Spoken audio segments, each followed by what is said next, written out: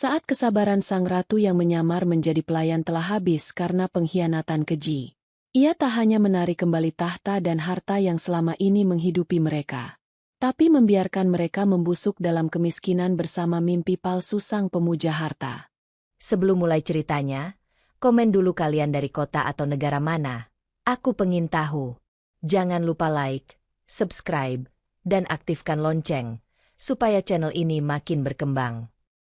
Tangan Emma gemetar saat ia menata tumpukan piring berisi kue-kue pasar di atas meja ruang tamu yang sudah dipenuhi oleh ibu-ibu anggota arisan. Keringat membasahi dahi dan punggungnya, membuat daster kusam yang ia kenakan melekat tidak nyaman pada kulit. Sudah sejak pukul 4 subuh Emma berjibaku di dapur, menyiapkan segala keperluan arisan bulanan yang kali ini bertempat di rumah mertuanya. Namun, bagi Bu Anis, kerja keras Emma hanyalah kewajiban seorang menantu yang menumpang hidup. "Emma, lama sekali kamu di dapur? Cepat keluar, tamu kehormatan sudah datang." Suara melengking Bu Anis terdengar dari arah teras, memotong kebisingan obrolan para tetangga. Emma mengusap tangannya ke kain lap yang tersampir di bahu dan melangkah menuju teras. Di sana, sebuah mobil sedan putih mengkilap baru saja berhenti. Pintu terbuka, dan turunlah seorang wanita dengan gaun selutut berwarna merah menyala, menjinjing tas bermerek yang logonya sengaja diputar ke arah depan. Itu Septi. Di sampingnya, Fajar, suami Emma, turun dengan senyum lebar yang tidak pernah ia berikan pada Emma selama setahun terakhir. Fajar melangkah mendekat, namun matanya sama sekali tidak melirik Emma yang berdiri di ambang pintu. Ia justru membukakan pintu pagar untuk Septi dengan sikap sangat sopan, seolah wanita itu adalah pualam yang mudah retak. "Aduh, Jeng Septi, akhirnya sampai juga. Cantik sekali, persis seperti yang Fajar ceritakan," sambut Bu Anis dengan nada suara yang dibuat-buat semanis madu. Ia segera memeluk Septi, mengabaikan fakta bahwa Emma adalah menantu sahnya yang berdiri hanya 1 meter di samping mereka. Mbak Lastri, tetangga sebelah yang dikenal sebagai biang gosip, mulai berbisik pada ibu-ibu lain. "Lihat itu, gayanya beda kelas ya sama si Emma. Kabarnya Septi ini anak pengusaha tekstil besar di kota sebelah." Pantas saja Bu Ani semangat sekali. Emma merasakan remasan di dadanya. Ia menatap Fajar, berharap suaminya akan memberikan pembelaan atau setidaknya menyuruhnya masuk agar tidak menjadi tontonan. Namun, Fajar justru menatapnya dengan pandangan merendahkan. "Emma, jangan berdiri saja seperti patung. Ambilkan air minum untuk Septi. Dia haus setelah perjalanan jauh." Perintah Fajar dingin. "Aku sudah siapkan teh di dalam, Mas," jawab Emma pelan. "Jangan hanya teh. Ambilkan air es. Dan ingat, pakai gelas kristal yang disimpan ibu, jangan gelas plastik murah itu," sahut Bu Anis ketus. Matanya memberikan tatapan peringatan agar Emma tidak mempermalukannya di depan tamu berkelas tersebut.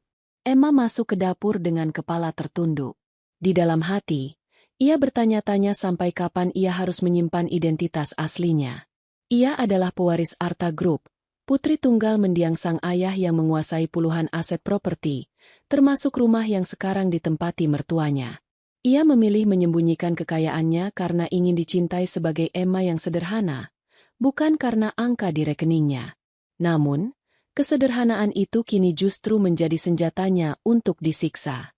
Saat Emma kembali membawa nampan, suasana di teras semakin ramai. Bu Anis tampak sedang memamerkan Septi kepada para anggota arisan. "Ibu-ibu, perkenalkan, ini Septi. Maksud saya, teman dekat Fajar yang sangat sukses. Ayahnya punya ribuan karyawan. Tidak seperti orang yang hanya tahu cara menghabiskan uang suami," sindir Bu Anis sambil melirik tajam ke arah Emma.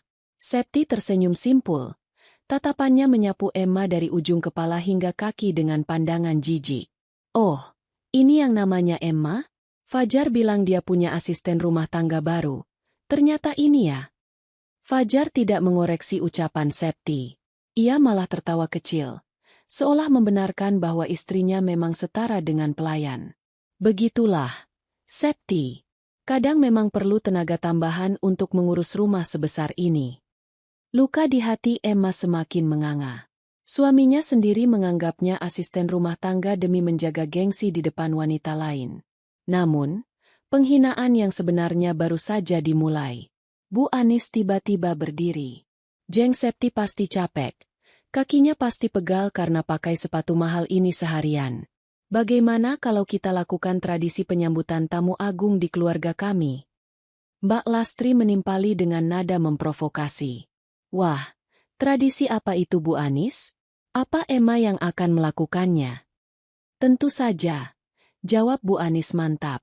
Ia menoleh pada Emma dengan wajah yang mengeras. Emma, ambil baskom, isi dengan air hangat dan bunga mawar. Basuh kaki Septi di sini, di depan ibu dan tamu-tamu lainnya. Ini sebagai bentuk hormat kita pada orang yang kedudukannya lebih tinggi. Emma terpaku. Ibu, ini sudah keterlaluan. Aku istrimu, Mas. Emma beralih menatap Fajar, memohon harga dirinya disisakan sedikit saja. Fajar melangkah mendekat. Suaranya merendah namun penuh tekanan. Jangan membantah ibu. Emma, Septi ini tamu penting.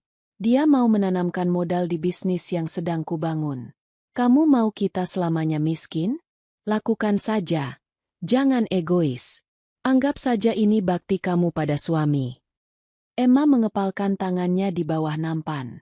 Rasa panas menjalar di matanya. Namun ia menolak untuk menangis. Dengan kaki yang terasa berat, ia pergi ke belakang dan menyiapkan baskom sesuai perintah. Seluruh anggota arisan kini berkumpul di teras, membentuk lingkaran, bersiap menonton pertunjukan penghinaan seorang menantu. Septi duduk di kursi rotan dengan kaki yang disilangkan secara angkuh. Emma berlutut di lantai teras yang dingin. Saat tangan Emma menyentuh air hangat dan mulai membasuh kaki Septi, wanita itu tertawa kecil. Pelan-pelan ya, Emma. Kulitku sensitif, tidak kasar seperti tanganmu. Ucap Septi dengan nada mengejek yang sangat jelas. Bu Anis tampak sangat puas. Ia merasa harga dirinya naik berlipat-lipat di mata para tetangga, karena memiliki menantu yang tunduk dan calon menantu baru yang kaya raya. Sementara itu, Fajar berdiri di belakang Septi, sesekali memijat bahu wanita itu, sama sekali tidak peduli pada istrinya yang sedang bersimpuh di lantai melakukan pekerjaan paling hina yang bisa dibayangkan. Di tengah rasa malu yang membakar, Emma merasakan sebuah pergeseran dalam batinnya. Selama ini ia bertahan karena janji pada almarhum ayahnya untuk menjadi istri yang berbakti. Namun saat ini, di bawah kaki Septi yang angkuh dan di bawah tatapan abai suaminya, bakti itu mati. Selesai membasuh kaki Septi, Emma berdiri dengan sisa-sisa martabatnya. Ia menatap Septi, lalu beralih ke Fajar. Sudah selesai, Mas. Apakah ada hal lain yang harus dilakukan, asisten rumah tangga, ini? Tanya Emma dengan suara yang tiba-tiba tenang, terlalu tenang hingga membuat Fajar sedikit mengernyit. Masuklah. Cuci baskom itu dan jangan keluar lagi kalau tidak dipanggil. Usir Fajar tanpa rasa bersalah sedikit pun. Emma berbalik, berjalan menuju dapur. Di sana, ia meletakkan baskom itu dengan kasar ke dalam bak cuci piring. Tangannya yang masih basah merogoh saku dasternya, mengambil ponsel tua yang layarnya sudah retak. Ia mencari sebuah kontak yang sudah bertahun-tahun tidak ia hubungi. Nama kontak itu adalah Pak Broto. Dengan napas yang menderu, Emma mengetik sebuah pesan singkat. Pak Broto, besok jam 10 pagi, temui saya di Pasar Lama. Bawa semua dokumen kepemilikan aset rumah ini dan ruko di pusat kota. Saya ingin memeriksa sesuatu. Emma menekan tombol kirim. Keputusannya sudah bulat. Jika mereka ingin hidup seperti raja dan ratu di atas penderitaannya, maka Emma akan menunjukkan siapa pemilik tahta yang sebenarnya. Namun, ia tahu, memulai langkah ini berarti ia harus siap menghadapi badai yang lebih besar dari sekadar basuhan air bunga mawar. Sisa air basuhan kaki Septi masih membekas di jemari Emma. Terasa seolah-olah bau parfum murahan wanita itu telah meresap ke dalam pori-porinya. Di dapur yang temaram, Emma menatap layar ponselnya yang retak. Sebuah pesan singkat dari Pak Broto masuk. Baik, Non Emma. Saya akan bawa semua berkasnya. Hati-hati, badai pasti berlalu. Pesan itu adalah satu-satunya pegangan Emma saat ini, Sebuah pengingat bahwa di luar tembok rumah yang menyesakan ini, ia memiliki dunia yang jauh lebih besar. Namun, lamunannya buyar saat suara cempreng Mbak Lastri terdengar dari ruang tengah, menembus sekat dapur. Aduh, Jeng Anis, saya itu sebenarnya kasihan melihat Jeng punya menantu seperti Emma. Suara Mbak Lastri terdengar penuh drama, sengaja dikeraskan agar Emma mendengarnya. Rumah sebagus ini, tapi aura di dalamnya jadi suram karena ada dia. Lihat saja tadi, mencuci kaki tamu saja gerakannya kaku begitu. Tidak punya kelas sama sekali. Beda jauh sama Jeng Septi yang pembawaannya ningrat. Emma memejamkan mata, meremas kain lap di tangannya. Ia tahu Mbak Lastri sedang menjalankan fungsinya sebagai kompor di lingkungan itu. Seorang tetangga yang merasa hidupnya lebih baik jika berhasil mengadu domba orang lain. Memang benar, Jeng Lastri, sahut Bu Anis dengan nada jengkel. Saya juga malu. Padahal Fajar itu ganteng. Kerjanya rajin. Kalau saja dulu dia tidak keras kepala menikahi Emma yang yatim piatu tak berharta ini, mungkin sekarang saya sudah punya menantu yang bisa diajak masuk ke kalangan atas. Setiap ada tamu, Emma itu seperti noda di kain sutra. Mengganggu pemandangan. Kalau saya jadi Jeng Anis, lanjut Mbak Lastri dengan nada menghasut, saya tidak akan membiarkan dia berkeliaran di depan. Apalagi kalau nanti Jeng Septi makin sering berkunjung. Masa calon istri kedua yang terhormat harus berpapasan dengan pembantu, berstatus istri pertama di ruang tamu? Bisa turun gengsi keluarga Jeng Anis. Pernyataan itu sepertinya menjadi pemantik api di kepala Bu Anis. Tak lama kemudian, langkah kaki yang menghentak keras mendekat ke arah dapur. Bu Anis muncul dengan wajah ketus dan tangan yang berkacak pinggang. Emma, berhenti melamun di situ. Gertak Bu Anis. Mulai malam ini, pindahkan semua barang-barangmu ke kamar belakang, yang di sebelah gudang. Kamar utamamu akan saya kosongkan dan saya rapikan. Siapa tahu nanti Septi mau menginap. Dia butuh tempat yang layak. Bukan kamar yang bau apek karena kamu tempati. Emma tersentak. Jantungnya berdegup kencang. Kamar belakang, Bu? Tapi di sana plafonnya bocor dan sangat lembab. Tidak ada jendela yang benar di sana. Bagus kalau lembab. Supaya kamu sadar diri di mana posisi kamu sebenarnya. Bu Anis tidak memberi celah untuk protes. Ia melangkah ke kamar utama Emma dan Fajar. Lalu mulai melemparkan bantal serta pakaian Emma ke lantai. Cepat pindahkan. Atau saya buang semua sampah ini ke depan rumah. Dengan tangan gemetar, Emma memunguti pakaiannya satu persatu. Ia memasukkannya ke dalam kardus bekas dengan air mata yang mulai menggenang. Namun ia telan kembali. Setiap helai baju yang ia pungut memperkuat rasa benci yang mulai tumbuh menggantikan rasa cintanya pada keluarga ini. Ia menyeret kardus itu menuju sebuah ruangan kecil berukuran 2 kali 2 meter di bagian paling belakang rumah. Sebuah ruangan yang selama ini hanya digunakan untuk menyimpan perkakas rusak dan tumpukan koran lama. Bau tanah yang lembab dan debu langsung menyambut indera penciumannya. Sore harinya, Fajar pulang ke rumah dengan langkah gagah. Di pergelangan tangan kirinya melingkar sebuah jam tangan berwarna emas dengan logo merek ternama yang sangat mencolok. Ia masuk rumah tanpa mencari Emma, melainkan langsung memamerkan jam itu kepada ibunya.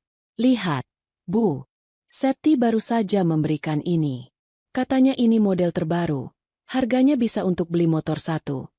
Ucap Fajar dengan nada sombong yang luar biasa. Emma keluar dari lorong belakang dengan wajah pucat dan debu yang masih menempel di dahinya. Ia menatap suaminya, lalu beralih pada jam tangan itu. Sebagai putri pemilik Arta Group yang sejak kecil terbiasa dengan barang-barang orisinal, Emma hanya butuh 1 detik untuk mengenali bahwa jam itu adalah barang imitasi kualitas rendah. Sebuah jam tangan KW yang harganya tak lebih dari Rp100.000 di pasar loak. Mas, aku mau bicara, ucap Emma pelan, mencoba menarik perhatian suaminya. Fajar menoleh, raut wajahnya langsung berubah masam saat melihat penampilan Emma yang kusam. Bicara apa lagi? Kamu tidak lihat aku sedang senang? Jangan merusak suasana. Ibu menyuruhku pindah ke kamar belakang. Mas, kamar itu tidak layak untuk tidur. Udaranya pengap sekali, keluh Emma, berharap Fajar masih memiliki sedikit empati sebagai seorang suami. Bukannya membela, Fajar malah mendengus kasar. Ia melangkah maju, mendekatkan wajahnya ke arah Emma hingga Emma bisa mencium aroma parfum Septi yang masih tertinggal di kemeja suaminya. Kamu itu memang tidak pernah bersyukur, ya? Kamu sudah menumpang di rumah ibuku, tidak bawa harta apa-apa saat menikah. Sekarang disuruh pindah kamar saja mengeluh. Kamu itu iri, kan? Kamu iri karena Septi bisa memberiku jam mewah ini sementara kamu cuma bisa memberiku beban. Mas, jam itu bukan jam mahal. Emma mencoba memperingatkan dengan hati-hati. Diam kamu, bentak Fajar. Suaranya menggelegar hingga membuat Emma mundur selangkah. Jangan menghina pemberian Septi hanya karena kamu miskin dan tidak tahu merek. Kamu itu cuma babu di sini. Emma, tahu diri sedikit. Mulai sekarang, ikuti apa kata ibu kalau kamu masih mau punya tempat berteduh.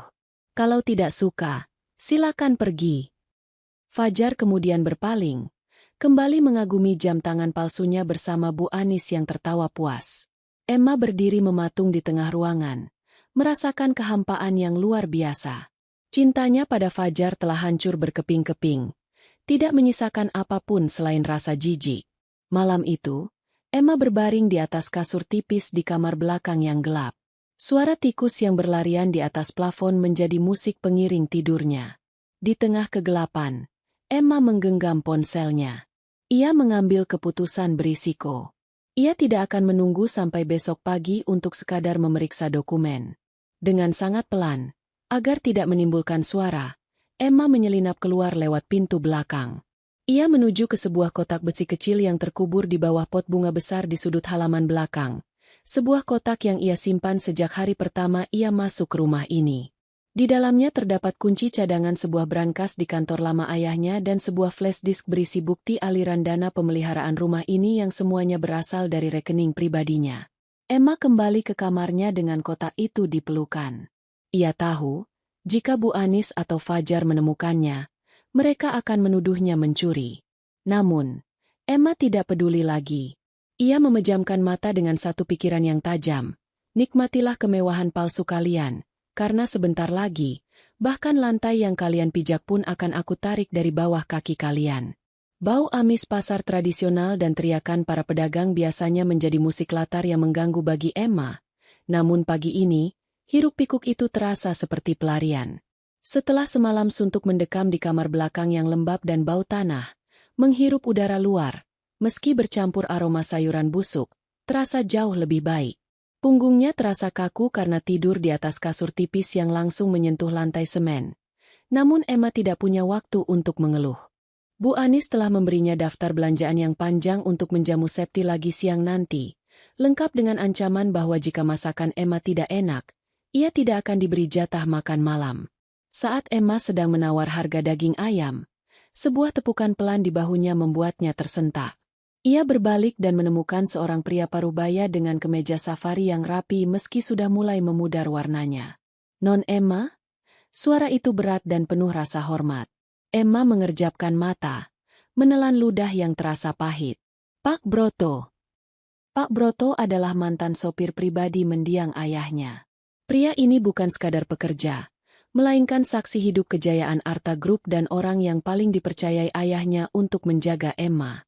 Melihat Pak Broto di tengah pasar dengan kondisi Emma yang kini hanya mengenakan daster lusuh dan sendal jepit yang hampir putus, membuat rasa malu yang luar biasa menghujam dada Emma.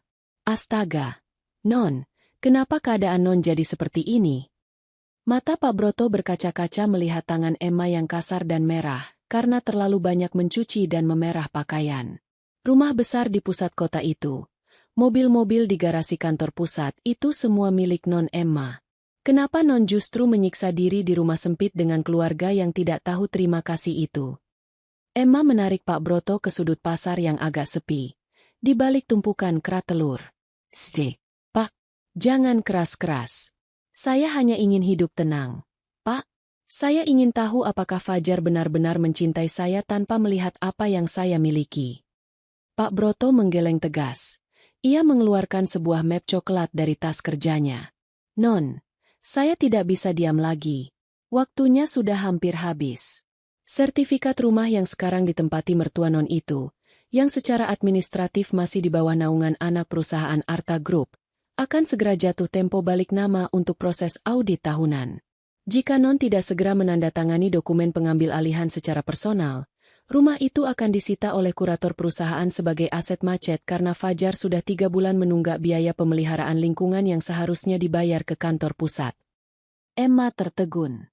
Jadi, rumah yang dibanggakan Bu Ani sebagai warisan leluhur, itu sebenarnya berada dalam ancaman penyitaan karena kelalaian Fajar, dan hanya tanda tangan Emma yang bisa menyelamatkannya, atau menghancurkannya. Non harus segera bertindak. Kalau tidak, mereka akan kehilangan tempat tinggal, dan harta Non yang dititipkan di sana bisa ikut terseret masalah hukum, desak Pak Broto. Emma menggenggam pinggiran map itu. Kekuatan besar ada di tangannya. Ia bisa saja menandatangani dokumen itu sekarang, memanggil pihak keamanan perusahaan, dan mengusir Bu Ani serta Fajar saat ini juga. Namun, ada sesuatu yang menahannya. Sebuah sisa harapan yang menyakitkan di sudut hatinya. Ia ingat bagaimana Fajar dulu mengejarnya dengan puisi dan janji untuk melindunginya seumur hidup. Apakah semua itu murni kepalsuan? Ataukah Fajar hanya tersesat karena ambisi? Tunggu dulu, Pak Broto, ucap Emma pelan namun tajam. Jangan lakukan apapun sekarang. Biarkan proses audit itu berjalan di belakang layar. Saya ingin melakukan satu ujian terakhir. Ujian apa lagi, Non? Mereka sudah mengusir Non ke kamar belakang. Saya akan pura-pura jatuh sakit, bisik Emma. Matanya berkilat dengan emosi yang sulit diartikan. Saya ingin melihat, saat saya tidak bisa lagi menjadi babu yang mengurus rumah dan melayani tamu-tamu mereka. Apakah Fajar akan memilih untuk merawat istrinya, atau tetap sibuk memuja Septi yang kaya palsu itu? Jika dia memilih Septi saat aku sekarat, maka saat itulah saya akan menarik seluruh aset saya tanpa sisa. Pak Broto menghela napas panjang. Tampak tidak setuju namun tidak berdaya melawan keras kepala majikannya. Baik, Non. Tapi tolong, jangan terlalu lama. Dokumen ini hanya bisa saya tahan selama 2 minggu. Setelah itu, hukum yang akan bicara. Emma kembali ke rumah dengan perasaan yang berkecamuk. Di ruang tamu, ia melihat Bu Ani sedang sibuk membersihkan pajangan kristal, yang sebenarnya dibeli dengan uang tabungan Emma, sambil terus mengomel. Lama sekali kamu ke pasar. Cepat ke dapur. Septi mau datang jam 1. Dia ingin makan rendang dan ayam pop. Ingat, bumbunya harus meresap. Jangan asal-asalan seperti biasanya. Teriak Bu Anis tanpa menoleh. Emma tidak menjawab. Ia masuk ke dapur, meletakkan belanjaan, dan mulai merasakan denyut di pelipisnya. Kali ini, ia tidak perlu berpura-pura terlalu keras. Kelelahan fisik dan tekanan batin selama berbulan-bulan mulai mengambil alih tubuhnya. Kepalanya benar-benar terasa ringan, dan pandangannya sesekali mengabur. Siang itu, saat aroma masakan mulai memenuhi rumah, Fajar pulang dengan setelan jas yang tampak kekecilan, pemberian Septi yang lain. Ia masuk ke dapur hanya untuk mengambil air es, mengabaikan Emma yang sedang berdiri di depan kompor dengan napas yang memburu. Mas, kepalaku sakit sekali, ucap Emma lirih. Tangannya berpegangan pada pinggiran meja. Boleh aku istirahat sebentar saja? Rendangnya sudah hampir matang, tinggal mengecilkan api. Fajar menoleh, namun bukan rasa khawatir yang terpancar, melainkan kekesalan. Sakit? Kamu itu sakit karena kurang gerak, Emma. Makanya jangan manja. Septi sebentar lagi sampai. Kamu mau dia melihat rumah ini berantakan dan masakan belum siap? Malu-maluin saja. Tapi Mas, aku benar-benar menggigil. Halah, paling cuma trik supaya tidak melayani Septi, kan? Aku tahu kamu cemburu melihat dia sukses dan cantik. Fajar mencibir, lalu berjalan keluar sambil memperbaiki posisi jam tangan emas KW-nya. Cepat selesaikan. Jangan sampai aku dengar ibu marah-marah lagi. Emma memejamkan mata. Setetes air mata jatuh ke atas ubin dapur yang kotor. Keputusannya sudah bulat. Ia akan membiarkan dirinya tumbang sore ini. Ia akan membiarkan badai itu datang. Dengan tangan gemetar, ia mematikan kompor. Namun bukannya menyajikan makanan, ia justru berjalan gontai menuju kamar belakangnya yang kumuh dan mengunci pintu dari dalam. Tekanan batinnya kini mencapai titik baru. Ia bukan lagi menunggu cinta Fajar kembali, melainkan sedang menunggu waktu yang tepat untuk menyaksikan kehancuran pria itu. Namun, risiko yang ia ambil sangat besar. Jika ia gagal menjaga dokumen itu dari jangkauan Fajar yang mulai nekat, ia bisa kehilangan alat tukar terbesarnya sebelum perang benar-benar dimulai. Dingin yang merayap dari lantai semen kamar belakang seolah menembus hingga ke tulang sumsum Emma. Selimut tipis yang ia gunakan tidak lagi mampu menghalau menggigil yang hebat. Kepala Emma berdenyut seirama dengan detak jantungnya, menciptakan ilusi visual berupa kilatan cahaya setiap kali ia mencoba membuka mata. Tubuhnya akhirnya menyerah pada kelelahan dan tekanan batin yang bertubi-tubi. Emma benar-benar sakit. Demam tinggi membuat napasnya terasa panas dan berat. Namun, ketenangan singkat dalam kegelapan kamar itu pecah saat pintu kayu yang sudah mulai lapuk itu ditendang dari luar. "Bra! Emma! Bangun! Kamu pikir ini jam berapa?" Suara Bu Anis melengking, menghantam kesadaran Emma yang samar. Emma berusaha bangkit, namun rasa pening yang luar biasa membuatnya kembali jatuh ke bantal yang sudah bau apek. "Ibu, saya benar-benar tidak kuat. Kepala saya rasanya mau pecah." Bu Anis tidak peduli. Ia melangkah mendekat, lalu dengan kasar menarik selimut Emma hingga terlempar ke sudut ruangan. "Jangan bersandiwara di depan saya. Kamu sengaja kan? Pura-pura sekarat supaya tidak perlu melayani tamu? Cepat bangun. Hari ini hari besar Fajar. Kita akan mengadakan syukuran kecil-kecilan, pertunangan siri Fajar dengan Septi." Jantung Emma mencelos. Sakit fisiknya sejenak terlupakan oleh rasa perih yang jauh lebih tajam di dadanya. "Pertunangan siri? Mas Fajar masih suamiku yang sah. Bu, bagaimana mungkin?" "Halah, sah di atas kertas saja Bangga. Kamu itu cuma beban." Septi sudah berjanji, setelah tunangan siri ini, ayahnya akan mencairkan modal usaha 3 miliar rupiah untuk Fajar. "Kamu punya uang sebanyak itu? Tidak, kan?" Bu Anis menarik paksa lengan Emma hingga wanita itu terhuyung berdiri. "Cepat ke dapur. Masak nasi kebuli, rendang, dan sambal goreng hati. Kalau sampai jam 1 siang makanan belum siap, saya pastikan kamu tidur di teras malam ini." Emma berjalan dengan sisa tenaga, berpegangan pada dinding lorong yang sempit untuk menuju dapur. Di ruang tengah, ia melihat Fajar sedang mencoba setelan jas baru yang tampak berkilau. Tentu saja, barang itu pasti dibelikan oleh Septi. "Mas!" panggil Emma lirih. Suaranya serak. "Mas benar-benar mau melakukan ini? Menikah siri dengan wanita yang baru Mas kenal, saat aku masih di sini?" Fajar berbalik, merapikan kerah jasnya di depan cermin besar yang dulu dibeli Emma dengan uang hasil kerja kerasnya. Ia menatap Emma lewat pantulan cermin dengan tatapan tanpa dosa. "Ini untuk masa depan kita juga, Emma. Kalau aku sukses, kalau bisnis properti yang dijanjikan ayah Septi itu jalan, kamu juga yang enak. Kamu tidak perlu lagi capek-capek begini." "Masa depan kita?" Mas mengkhianatiku dan menyebutnya untuk masa depan. Emma tertawa getir, sebuah tawa yang berakhir dengan batuk kering yang menyakitkan. "Dengar." Fajar menghampiri Emma, memegang kedua bahu istrinya dengan tekanan yang menyakitkan. "Septi itu investasi. Dia anak tunggal orang kaya. Kamu itu apa? Cuma yatim piatu yang tidak punya apa-apa.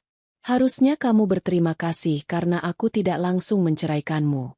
Sekarang, bantu ibu di dapur. Jangan rusak hari bahagiaku dengan wajah pucatmu itu." Fajar mendorong Emma pelan ke arah dapur, seolah Emma hanyalah perkakas rumah tangga yang harus diletakkan kembali pada tempatnya. Di dapur, suhu udara terasa membara bagi Emma yang sedang demam. Uap dari panci besar yang mendidih membuat matanya perih. Ia mengaduk bumbu rendang dengan tangan yang gemetar hebat. Setiap putaran sendok kayu di tangannya terasa seperti sebuah ritual pemakaman bagi sisa-sisa cintanya yang telah mati. Ia melihat ke jendela dapur, berharap Pak Broto atau siapapun datang menyelamatkannya. Namun ia tahu, ia harus menyelesaikan ujian ini sendiri. Di tengah rasa mual yang melanda, Emma sempat melihat Bu Anis menerima telepon dari Mbak Lastri. Iya, Jeng Lastri. Datang ya jam 1 nanti. Kita pesta kecil. Calon menantu kaya saya yang mau traktir semuanya. Si Emma. Tenang saja.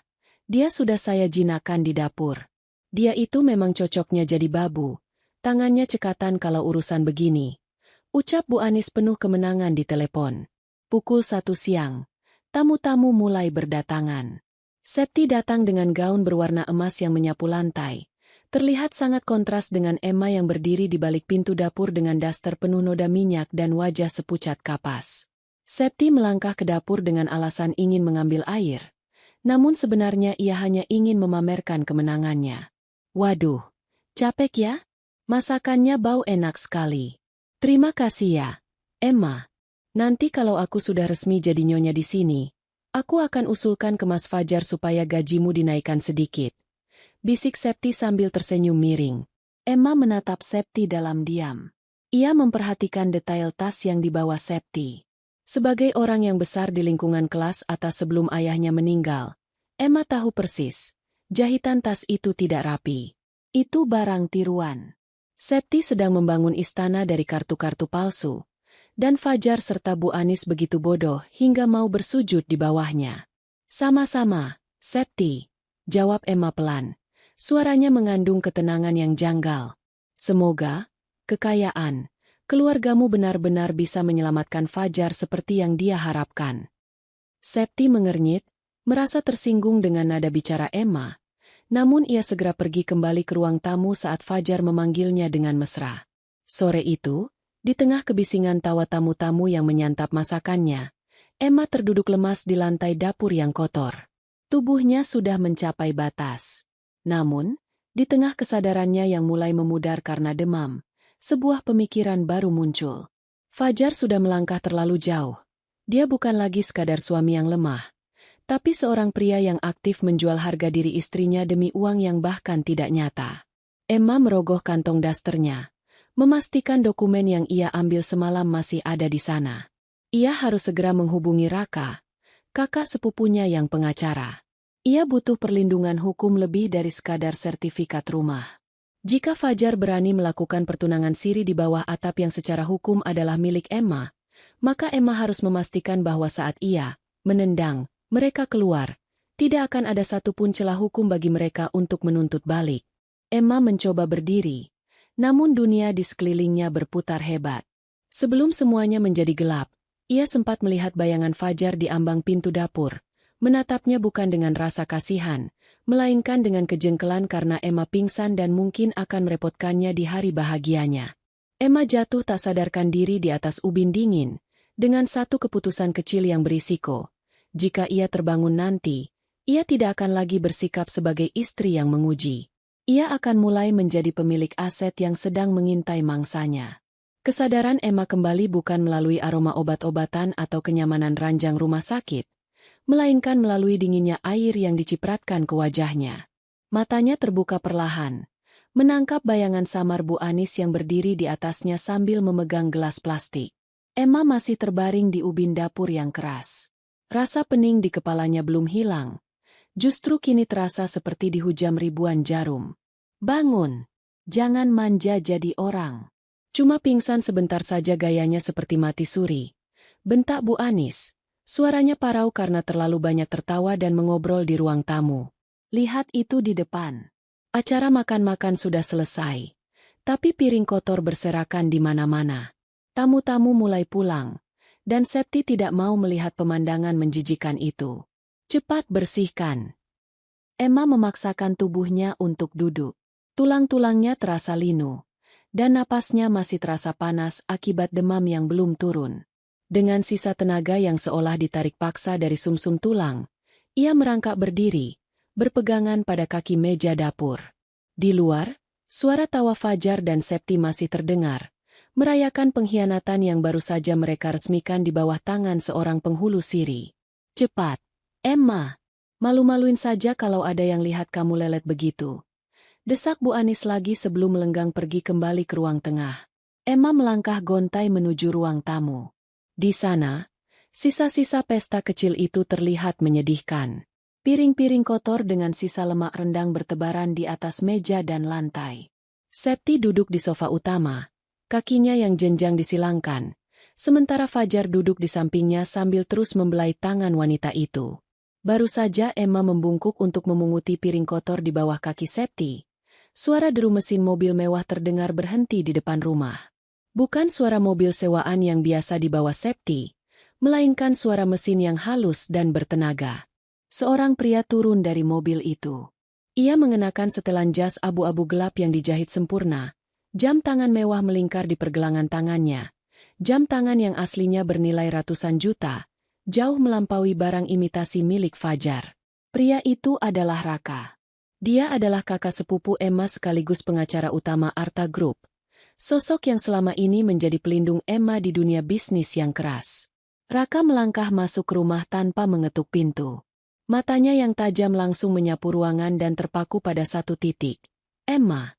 Emma yang sedang berlutut di lantai, dengan daster kumal dan wajah pucat, sedang memunguti tulang belulang sisa makanan Septi.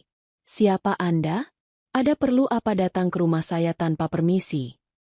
Fajar berdiri, mencoba bersikap angkuh meski ia tampak sangat kerdil di depan karisma Raka. Bu Anis segera mendekat.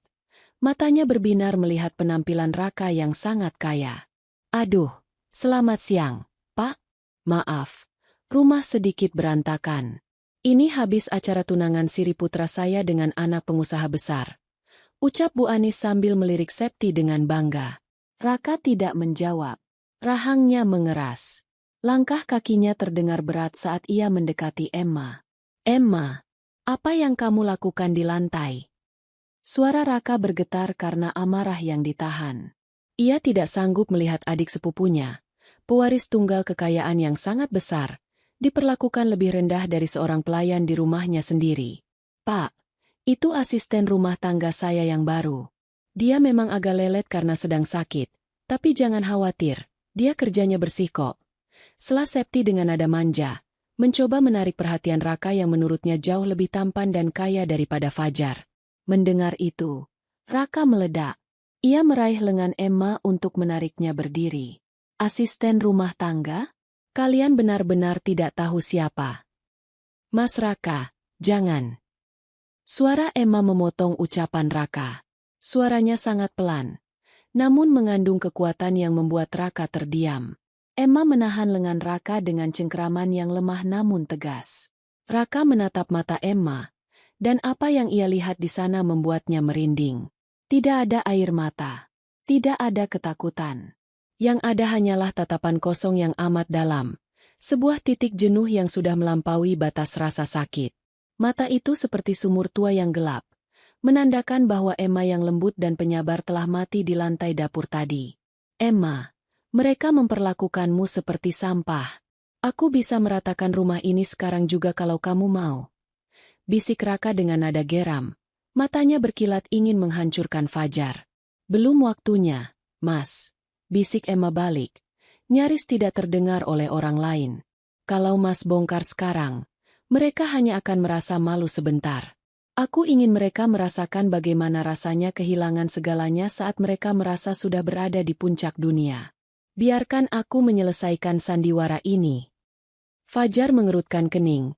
Merasa curiga melihat interaksi akrab antara Emma dan pria asing yang tampak sangat berkuasa itu. Emma, kamu kenal dia? Kenapa kamu lancang memegang tangannya? Emma melepaskan tangan Raka. Ia berbalik menatap Fajar dengan wajah datar. Dia kakak sepupuku dari desa. Mas, dia datang karena mendengar kabar aku sakit. Bu Anis mendengus. Oh, kakak sepupu dari desa? Gayanya saja yang sok kaya. Paling itu jas pinjaman atau dia sopir orang kaya. Pantas saja Emma tidak punya kelas. Keluarganya saja penipu semua. Raka hampir saja melayangkan pukulan ke wajah Fajar. Namun tatapan dingin Emma kembali menahannya. Emma kembali membungkuk, mengambil piring kotor terakhir di depan Septi, lalu berdiri dengan punggung tegak meski tubuhnya menggigil. Mas Raka, sebaiknya Mas pulang sekarang. Aku tidak apa-apa. Ucap Emma datar. Raka menatap Fajar dan Bu Anis bergantian dengan pandangan yang menjanjikan kehancuran. Baik, Aku akan pergi. Tapi ingat, Fajar, ada harga yang harus dibayar untuk setiap tetes keringat yang jatuh dari wajah adikku hari ini. Dan saat-saatnya tiba, pastikan kamu punya tempat untuk bersembunyi. Raka berbalik dan pergi dengan langkah cepat, meninggalkan keheningan yang mencekam di ruang tamu. Fajar mencoba tertawa untuk mencairkan suasana. Gila, sepupumu itu sombong sekali, Emma. Padahal cuma orang desa. Cepat bawa piring itu ke dapur. Jangan buat Septi merasa tidak nyaman. Emma tidak menyahut. Ia berjalan menuju dapur dengan piring-piring kotor di tangannya. Di setiap langkahnya, ia membayangkan dokumen-dokumen di kamar belakangnya. Tekanan batin yang ia rasakan kini telah berubah bentuk. Bukan lagi luka, melainkan rencana. Malam itu, Emma tidak tidur. Di dalam kamar belakang yang lembab, ia mulai menuliskan sesuatu di secari kertas. Ia menyadari satu hal. Fajar baru saja menggunakan uang mahar pernikahan Siri tadi, uang yang ternyata diambil dari tabungan darurat di laci kamar utama yang seharusnya milik Emma. Keputusan kecil namun berisiko diambilnya malam itu. Emma tidak akan lagi menyembunyikan ponselnya. Ia membiarkan ponsel itu tergeletak di meja dapur saat ia memasak sarapan esok harinya, dengan sebuah pesan masuk yang sengaja tidak ia hapus. Aset ruko di pusat kota sudah siap dieksekusi, Non. Emma ingin tahu, seberapa jauh rasa serakah Fajar akan membawanya masuk ke dalam lubang yang ia gali sendiri. Pagi itu, udara di dapur terasa lebih berat dari biasanya. Sisa-sisa demam masih meninggalkan rasa pahit di pangkal lidah Emma. Namun ia tidak memiliki kemewahan untuk beristirahat. Di atas meja kayu yang sudah mulai lapuk, ponsel tuanya tergeletak dengan layar menghadap ke atas. Emma sengaja membiarkannya di sana saat ia sibuk memeras santan untuk keperluan sarapan Bu Anis. Ia memperhatikan dari sudut matanya saat Fajar masuk ke dapur dengan langkah yang ragu-ragu. Fajar berhenti tepat di depan meja. Matanya tertuju pada layar ponsel Emma yang menyala karena sebuah notifikasi masuk. Emma tahu apa isinya. Sebuah pesan dari Pak Broto mengenai eksekusi ruko. Ia melihat jakun Fajar naik turun. Ada gurat keserakahan yang tertangkap jelas di wajah suaminya. Fajar tampak ingin meraih ponsel itu. Namun ia segera mengurungkan niatnya saat mendengar langkah kaki Bu Anis yang mendekat. Fajar, kenapa masih di dapur? Ayo temani Septi di teras. Dia baru saja sampai membawa kopi mahal untuk kita. Teriak Bu Anis dari ruang tengah. Fajar mendengus, memberikan tatapan curiga sekaligus meremehkan pada Emma sebelum berbalik pergi. Emma menarik napas panjang. Umpan itu sudah terlihat oleh mangsanya. Kini ia hanya perlu menunggu hingga keserakahan itu menjerat mereka sendiri. Emma melangkah ke teras untuk membawakan nampan berisi camilan. Tepat saat Septi sedang memamerkan segelas kopi latte dalam kemasan elegan. Septi tampak cantik dengan riasan tebal. Namun di mata Emma, kecantikan itu terasa seperti topeng murahan. Oh, ini dia asisten rumah tangganya datang. Celetuk Septi dengan nada yang sangat manis namun berbisa. Emma, sini. Aku belikan kopi juga untukmu. Tapi sepertinya lidahmu tidak akan cocok dengan kopi seharga 100.000 ini. Bagaimana kalau kamu cicipi sedikit saja? Emma mendekat, bermaksud meletakkan nampan di meja. Terima kasih, Septi. Tapi aku masih harus menyelesaikan cucian di belakang. Jangan menolak rezeki. Septi berdiri, senyumnya berubah menjadi seringai tipis yang hanya bisa dilihat oleh Emma. Secara tiba-tiba, saat Emma hendak berbalik, Septi sengaja menyenggol lengan Emma dengan keras. Gelas plastik berisi kopi yang masih mengepul panas itu miring dan seluruh isinya tumpah tepat ke punggung tangan Emma. Emma memekik, menjatuhkan nampannya. Rasa panas yang luar biasa seketika membakar kulit punggung tangannya, meninggalkan warna merah yang mengerikan dalam hitungan detik. Ya ampun, Emma, kamu ini bagaimana sih? Lihat, lantainya jadi kotor semua karena kopi mahalku tumpah. Teriak Septi, suaranya sengaja dibuat melengking agar terdengar ke seluruh rumah. Ia sama sekali tidak menunjukkan rasa bersalah. Ia justru mengibaskan gaunnya seolah-olah ia adalah korbannya. Bu Anis segera berlari keluar. Wajahnya memerah karena marah. Emma, Kamu itu benar-benar pembawa sial. Lantai ini baru saja dipel. Dan kamu menumpahkan kopi tamu? Cepat minta maaf pada Septi sekarang juga. Emma memegang tangannya yang berdenyut hebat. Rasa panas itu seolah menembus hingga ke tulang. Ibu! Septi yang menyenggolku. Tangan saya luka, Bu. Jangan menjawab. Minta maaf sekarang atau saya siram wajahmu dengan sisa kopi itu. Bentak Bu Anis tanpa sedikit pun rasa kemanusiaan. Emma menatap Fajar, mencari perlindungan terakhir dari pria yang pernah berjanji di depan altar untuk menjaganya dalam sehat maupun sakit. Namun, Fajar justru berdiri dengan wajah yang mengeras karena malu. Ia melihat tetangga sebelah, Mbak Lastri, mulai melongok dari balik pagar dengan senyum mengejek. Fajar melangkah maju, namun bukan untuk membalut luka Emma. Ia mencengkeram lengan Emma yang tidak terluka dengan sangat kasar, lalu menyeretnya masuk ke dalam rumah, melewati ruang tamu, dan melemparnya ke dapur. Mas, sakit mas. Emma terisak. Rasa perih di tangannya kini kalah oleh rasa hancur di batinnya. Diam kamu. Fajar menunjuk wajah Emma dengan telunjuknya yang gemetar karena amarah. Kamu benar-benar mempermalukan aku di depan Septi dan para tetangga. Kamu tahu tidak? Septi itu sedang mengurus berkas investasi untukku? Kalau dia tersinggung dan membatalkan kerjasamanya, kamu mau tanggung jawab? Dia sengaja. Mas, dia membakar tanganku. Emma menunjukkan punggung tangannya yang mulai melepuh. Fajar bahkan tidak melirik luka itu. Aku tidak peduli. Kamu itu cuma cemburu karena dia jauh lebih segalanya dari kamu. Dengar ya, Emma. Ini peringatan terakhir dariku. Sekali lagi kamu membuat ulah, sekali lagi kamu mempermalukanku di depan Septi atau ibu, aku tidak akan segan-segan menjatuhkan talak padamu. Aku akan menceraikanmu dan membiarkanmu jadi gelandangan. Fajar berbalik, meninggalkan Emma yang terduduk lemas di lantai dapur di samping cucian piring yang menumpuk. Keheningan di dapur itu terasa mencekam. Hanya menyisakan suara detak jam dinding yang seolah menghitung mundur sisa waktu pernikahan mereka. Emma menatap punggung tangannya yang melepuh. Ia bangkit dengan perlahan, mendekati wastafel dan membiarkan air dingin mengalir membasahi lukanya. Rasa sakit fisiknya kini berubah menjadi kekuatan dingin yang membeku di dalam hatinya. Dia mengancam akan menceraikanku, batin Emma.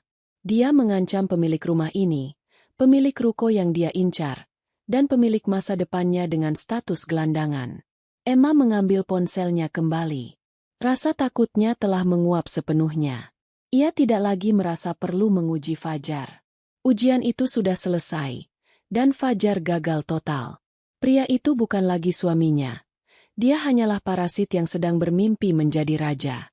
Dengan tangan yang masih gemetar karena rasa perih, Emma mengetik pesan singkat kepada Raka. Mas Raka, siapkan dokumen gugatan cerai. Tapi jangan diajukan sekarang. Tunggu sampai Fajar mencoba mengambil alih ruko pusat kota atas nama Septi. Aku ingin dia merasa sudah menang sebelum aku menjatuhkannya ke dasar jurang. Emma menekan tombol kirim. Keputusan ini sangat berisiko. Jika Fajar berhasil memalsukan dokumen ruko sebelum Emma bertindak, ia bisa kehilangan salah satu aset terbesarnya. Namun, Emma sudah tidak peduli. Ia ingin melihat sejauh mana Septi dan Fajar akan menari di atas api yang mereka nyalakan sendiri. Malam itu, di kamar belakang yang gelap, Emma tidur dengan memeluk tangannya yang dibalut kain seadanya. Di tengah kegelapan, ia berbisik pada dirinya sendiri. Silakan nikmati kopimu hari ini, Fajar. Karena besok, air yang kau minum akan terasa seperti cuka. Luka bakar di punggung tangan Emma telah berubah menjadi lepuhan berwarna bening yang berdenyut pedih setiap kali terkena gesekan kain. Namun, rasa sakit fisik itu seolah teredam oleh dingin yang kini menyelimuti hatinya. Ia tidak lagi mengoleskan salep dengan air mata. Ia melakukannya dengan tatapan lurus ke depan, menghitung setiap detik menuju kehancuran orang-orang yang telah menginjak harga dirinya. Fajar benar-benar mengabaikannya sejak ancaman cerai itu terlontar. Sementara Bu Anis terus memperlakukannya layaknya mesin pembersih yang tidak boleh berhenti bekerja. Sore itu, saat Emma sedang menyapu halaman depan yang tertutup daun-daun kering, sebuah motor metik tua berhenti agak jauh dari pagar. Seorang wanita turun dengan gaya yang sangat kontras dengan lingkungan perumahan itu. Wanita itu mengenakan jaket kulit imitasi yang sudah mengelupas di beberapa bagian, celana jeans ketat, dan riasan wajah yang terlalu tebal untuk ukuran sore hari. Namanya Dina. Matanya yang tajam dan tampak lelah menyapu sekeliling, hingga terpaku pada sosok Septi yang baru saja keluar dari mobil sewaannya di depan gerbang. Emma segera bersembunyi di balik rimbunnya pohon Kamboja besar di sudut halaman. Ia menahan napas. Instingnya mengatakan bahwa kehadiran wanita asing ini bukanlah sebuah kebetulan. Septi, atau harus kupanggil Susi? Suara Dina terdengar serak dan penuh ancaman. Septi, yang tadinya berjalan dengan gaya angkuh sambil menenteng tas KW-nya, mendadak mematung. Wajahnya yang biasanya penuh polesan keangkuhan seketika pucat pasi. Ia menoleh ke kanan dan ke kiri dengan panik, memastikan tidak ada Bu Anis atau Fajar di sekitar sana. Dina, sedang apa kamu di sini? Pergi. Bisik Septi dengan nada gemetar yang tertahan. Dina tertawa. Sebuah tawa kering yang terdengar sangat merendahkan. Pergi? Setelah berbulan-bulan kamu menghilang dan membawa lari uang setoran kami? Enak sekali bicaramu. Aku sudah mencarimu kemana-mana. Dan lihat apa yang kutemukan? Kamu sedang bermain peran jadi anak orang kaya di sini. Emma, yang mengintip dari balik dedaunan, merasakan jantungnya berdegup kencang. Ia segera merogoh kantong dasternya dan mengaktifkan fitur perekam suara di ponselnya. Aku akan membayarnya, Din. Tapi tidak sekarang. Beri aku waktu seminggu lagi. Aku sedang menjerat ikan besar di rumah ini, ucap Septi dengan nada memohon. Suaranya sangat berbeda dari suara manis yang biasa ia gunakan untuk merayu Fajar. Ikan besar. Dina mendengus. Matanya melirik rumah yang ditinggali keluarga Fajar. Rumah ini? Kelihatannya biasa saja. Tapi kalau kamu bilang begitu, berarti kamu sudah berhasil menipu mereka, kan? Berapa yang kamu janjikan pada mereka? Investasi fiktif lagi? Seperti yang kamu lakukan pada pemilik klub tempat kita kerja dulu. Diam, Dina. Kalau mereka dengar, habislah aku. Aku janji, setelah aku mendapatkan uang muka untuk modal usaha dari pria bodoh di dalam sana, aku akan melunasi semua utangku padamu. Bahkan lebih. Septi mencengkeram lengan Dina. Matanya menyiratkan keputusasaan yang dalam. Dina melepaskan cengkeraman Septi dengan kasar. Aku tidak peduli pada sandiwara murahmu. Aku butuh uang itu sekarang untuk bayar kontrakan dan cicilan motor. Kalau besok sore aku tidak menerima 10 juta sebagai pembuka, aku akan masuk rumah itu dan menunjukkan foto-fotomu saat masih menjadi pemandu lagu kelas bawah kepada calon mertuamu yang sok ningrat itu. Septi tampak hampir menangis. Sebuah pemandangan yang membuat Emma merasa mual sekaligus puas. Besok sore, aku janji. Tolong, pergi sekarang sebelum Fajar keluar. Setelah Dina pergi dengan deru motornya yang bising, Septi berdiri di depan pagar selama beberapa saat, mencoba mengatur napas dan memperbaiki riasannya yang berantakan karena keringat dingin. Ia tidak menyadari bahwa di balik pohon Kamboja, Emma telah merekam setiap kata yang terucap. Emma keluar dari persembunyiannya setelah Septi masuk ke dalam rumah. Ia berdiri di tengah halaman, menatap pintu rumahnya sendiri dengan perasaan yang campur aduk. Kebenaran kini ada di genggamannya. Septi bukanlah anak konglomerat tekstil. Dia hanyalah seorang penipu pelarian yang mencari mangsa baru, dan mangsa itu adalah suami serta mertuanya sendiri. Logika Emma memerintahkannya untuk segera masuk, memutar rekaman itu di depan Fajar, dan mengakhiri semua penderitaan ini. Ia bisa membayangkan wajah pucat Fajar dan amukan Bu Anis saat menyadari mereka telah tertipu mentah-mentah. Namun, saat tangannya menyentuh gagang pintu, ia teringat kembali pada rasa panas kopi yang membakar kulitnya dan ancaman cerai yang dilontarkan Fajar. Jika aku mengatakannya sekarang, Fajar hanya akan kehilangan egonya. Dia akan mengusir Septi, lalu kembali memintaku menjadi babunya seolah tidak terjadi apa-apa. Batin Emma. Itu terlalu mudah bagi mereka. Emma melepaskan gagang pintu. Sebuah senyum pahit muncul di wajahnya. Ia memilih sebuah jalan yang lebih gelap dan berisiko. Ia akan membiarkan sandiwara Septi berlanjut. Ia akan membiarkan Fajar terus bermimpi tentang investasi miliaran rupiah. Ia akan membiarkan Bu Anis terus memuja Septi setinggi langit. Emma masuk rumah dengan wajah datar seolah tidak terjadi apa-apa. Di ruang tamu, ia melihat Septi sedang duduk di pangkuan Fajar, berpura-pura mengeluh kepalanya pusing karena tekanan mengurus perusahaan ayahnya. "Oh, Emma, sini," panggil Bu Anis yang sedang memijat kaki Septi. "Ambilkan teh hangat untuk calon menantuku. Dia sedang stres karena mengurus uang miliaran untuk bisnis suami kamu. Jangan lelet." Emma menatap Fajar yang tampak begitu bangga memeluk Septi. "Tentu, Bu. Saya akan buatkan teh paling enak untuk Jeng Septi. Semoga urusan bisnisnya lancar. Ya, biar Mas Fajar segera jadi direktur." Fajar tersenyum lebar, menepuk dada. Dengar itu? Bahkan Emma pun tahu kalau aku sebentar lagi sukses. Makanya, Emma, layani Septi dengan baik. Siapa tahu nanti dia mau memberi kamu sedikit bonus kalau uangnya sudah cair. Emma hanya mengangguk pelan, lalu berjalan menuju dapur. Di dalam hati, ia berbisik, "Teruslah bermimpi, Fajar. Semakin tinggi kau terbang dengan sayap palsu itu, semakin hancur tulang-tulangmu saat aku menarik buminya nanti." Namun, sebuah tekanan batin baru muncul saat Emma menyadari sesuatu. Untuk membiarkan rencana ini berhasil, ia harus merelakan hartanya sendiri sebagai umpan. Ia tahu Septi akan segera meminta dana pendamping atau uang administrasi dari Fajar, dan Fajar pasti akan mencarinya dari sisa aset yang masih ia kuasai, termasuk perhiasan mendiang ibu Emma yang disimpan di lemari kamar.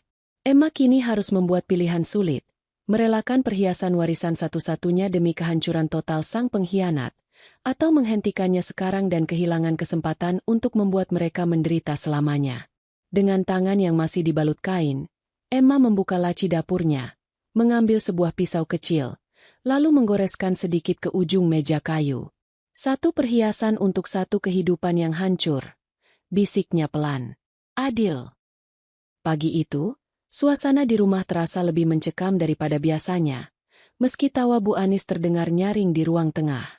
Emma, yang sedang berlutut menyikat lantai lorong, bisa merasakan denyut di punggung tangannya yang melepuh mulai mereda, namun digantikan oleh rasa sesak yang menghimpit dada. Keputusannya di episode sebelumnya untuk membiarkan sandiwara Septi berlanjut kini mulai memakan tumbal yang paling berharga. "Duh, Jeng Septi, jangan sedih begitu dong. Wajah cantik begini masa mendung." Suara Bu Anis terdengar membujuk, penuh nada khawatir yang berlebihan. Emma menghentikan gerakan sikatnya. Ia menajamkan pendengaran dari balik pilar kayu. "Aku bingung, Bu." Suara Septi terdengar serak. Sebuah akting yang sempurna untuk seseorang yang baru saja diancam oleh pemeras bernama Dina. "Papa marah besar karena aku terlalu vokal mendukung bisnis Mas Fajar. Rekening pribadiku dibekukan sementara. Padahal, hari ini aku harus bayar pajak administrasi untuk pencairan modal 3 miliar itu. Kalau tidak dibayar sore ini, kuotanya akan dialihkan ke pengusaha lain. Mas Fajar pasti kecewa sekali." Emma memejamkan mata. Ia tahu persis itu adalah taktik penipuan klasik. Namun bagi Bu Anis dan Fajar yang sudah dibutakan oleh iming-iming kekayaan instan, kata-kata Septi adalah perintah suci. Jangan sampai dialihkan. Fajar sudah sangat berharap pada modal itu. Seru Bu Anis panik. "Berapa yang dibutuhkan, Jeng?" "Hanya 30 juta, Bu. Kecil sebenarnya bagi Papa. Tapi karena rekeningku dikunci." Septi terisak pelan, membuat Bu Anis semakin kehilangan akal sehatnya. Emma melihat mertuanya itu berdiri dengan terburu-buru dan masuk ke dalam kamar utama. Jantung Emma seolah berhenti berdetak saat menyadari apa yang akan dilakukan wanita itu. Di dalam lemari jati di kamar tersebut, tersembunyi sebuah kotak bludru merah yang disimpan di balik tumpukan kain spray. Itu adalah perhiasan mendiang ibu kandung Emma, satu-satunya harta fisik yang tersisa dari masa lalunya sebelum Arta Group sebesar sekarang. Kalung berlian dengan liontin safir biru yang nilainya jauh melampaui angka 30 juta rupiah. Tak lama kemudian, Bu Anis keluar dengan wajah penuh tekad. Tangannya menggenggam kotak merah itu. Ia membawanya ke arah Septi dengan tangan gemetar karena semangat. Ini, Jeng. Ini emas asli. Ada berliannya juga. Dulu ini punya ibunya Emma yang dititipkan ke saya saat mereka menikah. Tadinya mau saya simpan sebagai simpanan hari tua. Tapi demi masa depan Fajar, ambillah. Gadaikan atau jual saja. Yang penting modal 3 miliar itu cair hari ini. Ucap Bu Anis tanpa rasa malu sedikitpun. Emma mencengkeram sikat lantai di tangannya hingga buku-buku jarinya memutih. Amarah yang membara di ulu hatinya hampir saja meledak. Itu adalah warisan ibunya. Harta yang memiliki nilai sejarah dan cinta, kini diserahkan kepada seorang wanita penghibur yang sedang menyamar jadi sosialita. Hentikan mereka, Emma, teriak batinnya. Tunjukkan identitasmu sekarang, panggil polisi, dan ambil kembali kalung itu. Namun, kakinya seolah terpaku di lantai. Ia melihat Fajar keluar dari kamar mandi, mengenakan handuk di bahu, dan langsung bergabung di sofa.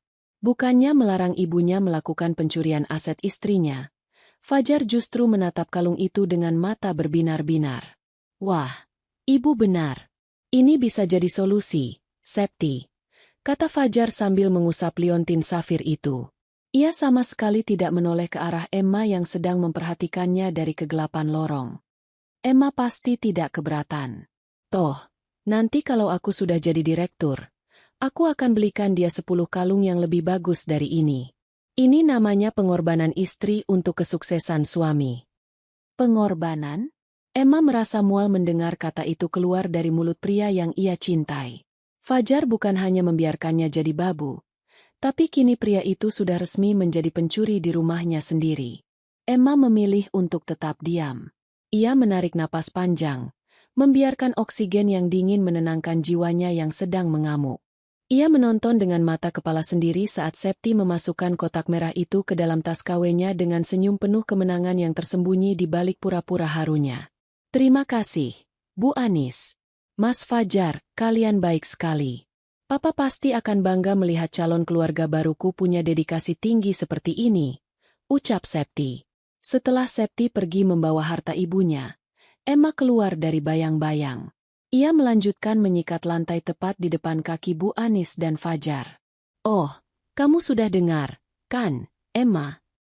Bu Anis menatap Emma dengan pandangan menghina.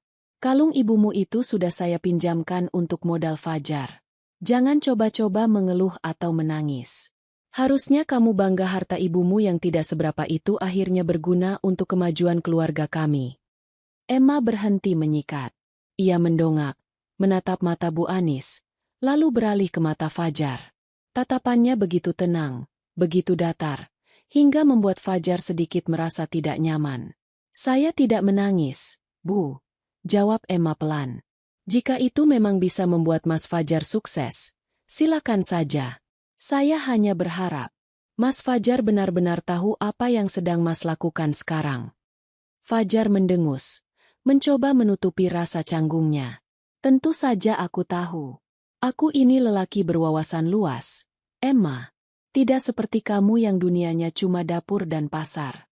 Sudah, selesaikan cucianmu. Hari ini ada banyak tamu lagi yang akan datang karena aku akan merayakan kesepakatan modal ini. Sore harinya, saat rumah mulai ramai dengan tetangga yang diundang Bu Anis untuk sekadar pamer rencana kekayaan mereka, Emma menyelinap ke belakang rumah. Ia menghubungi Pak Broto. Pak Broto, perhiasan ibu sudah pindah tangan ke Septi. Suara Emma bergetar, namun bukan karena sedih, melainkan karena amarah yang kini terfokus sempurna. Ikuti Septi. Jangan biarkan dia menjual kalung itu ke sembarang orang. Jika dia pergi ke pegadaian atau toko emas, minta Raka untuk mengintervensi secara hukum sebagai barang curian yang sedang dalam sengketa. Biarkan Septi terjepit di antara ancaman penjara dan tekanan dari pemerasnya. Non, ini sangat berisiko bagi reputasi Non sendiri jika keluarga Fajar melaporkan balik. Pak Broto memperingatkan. Tidak akan ada yang melaporkan balik karena rumah ini akan segera disita. Jawab Emma dingin. Pak Broto, saya ingin Anda menyiapkan satu hal lagi. Cari tahu di mana keberadaan ayah Septi yang asli, atau siapapun yang dia sebut sebagai ayahnya. Saya ingin membawa kejutan di pesta syukuran mereka besok. Emma menutup telepon. Ia merasakan tekanan batin yang luar biasa hebat. Ia baru saja merelakan harta ibunya menjadi barang bukti kriminal. Ia merasa telah mengkhianati kenangan orang tuanya demi sebuah balas dendam. Namun, saat ia melihat Fajar tertawa bersama Mbak Lastri di teras, memamerkan rencana membeli mobil baru minggu depan, Emma tahu ia tidak punya jalan kembali. Malam itu, Emma berbaring di kamar belakang yang makin pengap. Ia mengambil keputusan kecil namun berisiko tinggi. Ia sengaja meletakkan kwitansi pembelian perhiasan asli atas namanya di atas meja makan, tempat yang pasti akan dilewati Bu Anis besok pagi. Ia ingin melihat, apakah saat mertuanya menyadari bahwa kalung itu bernilai 500 juta rupiah, bukan hanya 30 juta, keserakahan mereka akan membuat mereka saling hancur atau justru semakin kompak menindasnya. Emma memejamkan mata, memeluk lengannya sendiri yang kini dibungkus kain perban. Di dalam kepalanya, ia mulai menyusun kalimat untuk perpisahan paling menyakitkan yang pernah ada di dunia drama manusia. Sisa kehangatan dari kalung safir milik ibunya seolah masih membekas di telapak tangan Emma, meskipun kini benda itu telah berpindah ke dalam tas tangan Septi yang palsu. Setiap kali Emma menutup mata, ia melihat bayangan wajah ibunya yang teduh. Sebuah kontras tajam dengan wajah beringas Bu Anis saat menyerahkan harta itu sebagai tumbal keserakahan. Emma merasa seperti pengkhianat karena membiarkan benda berharga itu menjadi alat pancing. Namun ia tahu, tanpa pengorbanan yang menyakitkan, ia tidak akan pernah bisa mencabut akar penderitaannya sampai ke dasar. Pagi itu, Fajar pulang jauh lebih awal dari biasanya. Ia tidak datang dengan senyum, melainkan dengan kemarahan yang meluap-luap. Ia membanting tas kerjanya ke atas meja makan hingga vas bunga kristal milik Emma, yang sudah berulang kali diklaim Bu Anis sebagai miliknya, hampir jatuh berderai. "Sialan! Mereka pikir siapa mereka berani memecatku?" teriak Fajar. Suaranya menggelegar ke seluruh penjuru rumah. Bu Anis berlari keluar dari kamar dengan wajah panik. "Apa? Fajar? Kamu dipecat? Bagaimana bisa?" Fajar melonggarkan dasinya dengan kasar. Napasnya memburu. "Manajer itu, dia menegurku karena aku menerima telepon dari Septi saat jam rapat. Aku hanya bilang padanya bahwa sebentar lagi aku akan punya perusahaan yang jauh lebih besar dari kantor kecilnya itu. Dan dia malah tersinggung. Dia bilang aku tidak profesional dan langsung memberikan surat pemecatan." Emma, yang sedang menyiapkan teh di dapur, berhenti sejenak. Ia melihat suaminya yang kini berdiri di tengah ruang tamu dengan keangkuhan yang sangat absurd. Fajar baru saja kehilangan satu-satunya sumber penghasilan nyata yang ia miliki. Namun alih-alih merasa takut, pria itu justru tampak bangga. "Sudahlah, Bu.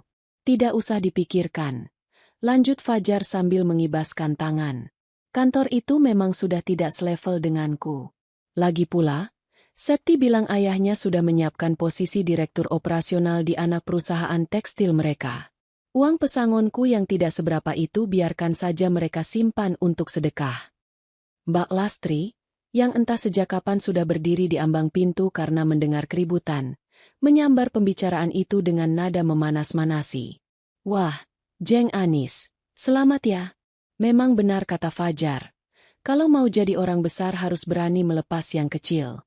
Lihat itu, auranya Fajar sudah aura direktur. Beruntung sekali punya calon istri seperti Jeng Septi." Bu Anis langsung membusungkan dada, kembali merasa di atas angin. "Betul itu, Jeng Lastri. Buat apa kerja jadi kacung orang kalau sebentar lagi mau punya perusahaan sendiri? Emma, sini kamu. Lihat suamimu. Dia sudah bukan pegawai biasa lagi. Cepat buatkan makanan spesial untuk merayakan keberaniannya." Emma melangkah keluar dari dapur. Di tangannya, ia menggenggam sebuah amplop coklat kecil yang tampak kusam. Ini adalah tes terakhir yang ia siapkan. Di dalam amplop itu terdapat uang tunai sebesar 5 juta rupiah. Hasil dari sisa gaji terakhirnya sebagai asisten manajer di salah satu anak perusahaan Arta Group sebelum ia memutuskan untuk benar-benar menjadi ibu rumah tangga seutuhnya demi Fajar. "Mas." Emma memanggil dengan suara lembut yang ia paksakan. "Aku dengar Mas dipecat. Aku tahu posisi direktur itu pasti membanggakan. Tapi itu kan belum resmi cair. Ini, Aku ada sedikit tabungan dari uang belanja yang kusisihkan selama setahun ini. Mungkin bisa Mas gunakan untuk cicilan motor atau kebutuhan kita selama Mas menunggu modal dari Septi. Emma menyodorkan amplop itu. Ia ingin melihat, apakah di titik terendah karirnya, Fajar masih memiliki ruang untuk menghargai ketulusan seorang istri. Fajar menatap amplop itu, lalu menatap Emma dengan pandangan yang lebih menghina daripada saat ia menyuruhnya mencuci kaki Septi. Ia merampas amplop itu, membukanya, dan melihat tumpukan uang 50 ribuan yang lusuh di dalamnya. 5 juta. Fajar tertawa meremehkan. Tawa yang terdengar sangat menyakitkan di telinga Emma. Kamu memberikan aku uang receh ini di saat aku sedang bicara tentang modal 3 miliar? Kamu menghina aku, Emma? Bukan begitu, Mas. Aku hanya ingin membantu. Membantu apa? Membantu mempermalukanku. Fajar melangkah maju, mendekatkan wajahnya pada Emma. Uang ini bahkan tidak cukup untuk membeli satu ban mobil mewah yang dijanjikan Septi padaku. Ini uang receh pembantu. Kamu simpan saja untuk beli daster barumu yang sudah bolong-bolong itu, supaya tidak memalukan kalau Septi datang. Tiba-tiba, Fajar melakukan sesuatu yang menghancurkan sisa-sisa kemanusiaan di hati Emma. Ia meludah tepat ke arah kaki Emma, mengenai ujung dasternya. Simpan uangmu yang berbau keringat ini.